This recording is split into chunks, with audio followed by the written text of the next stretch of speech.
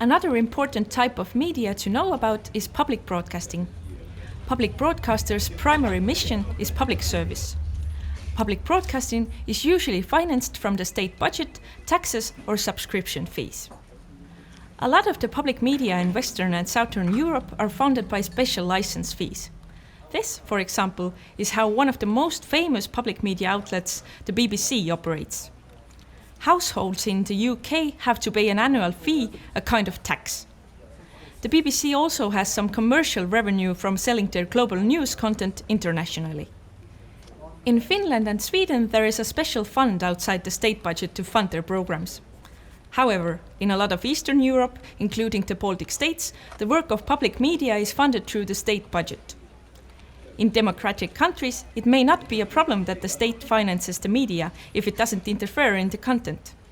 There is a set of democratic instruments to ensure this. First, there is a law that makes it illegal for state bodies and government authorities to interfere in the public broadcasters' operations to impose censorship, control, or influence content. There are also oversight bodies that are supposed to ensure accountability to the public without overstepping the boundaries and violating the independence of public media.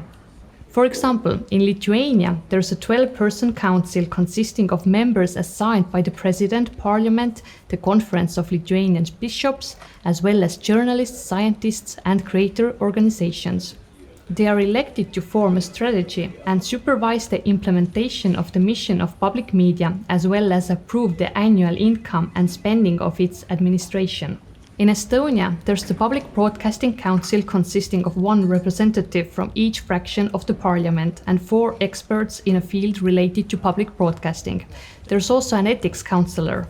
In Latvia, there is a newly created 3-person public electronic mass media council. Some of their functions are to develop a strategy, evaluate the work of public media, plan finances, approve ethical guidelines, as well as elect an independent ombudsman who evaluates complaints that can be made by anyone.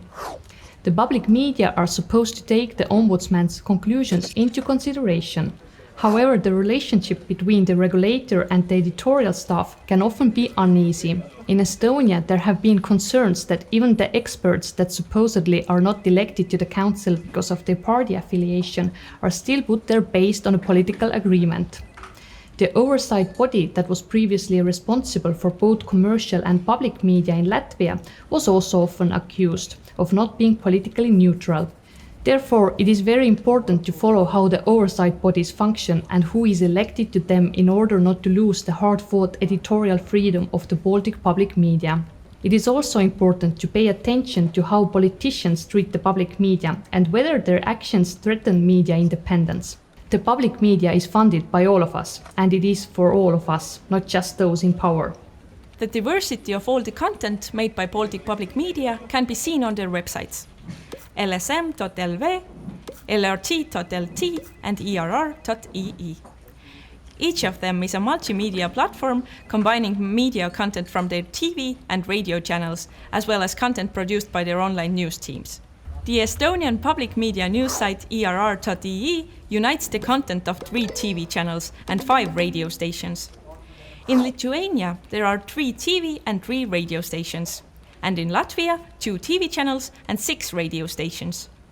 The public media of all 3 countries are also working to be more present online and have content that's unique for social media and other digital platforms.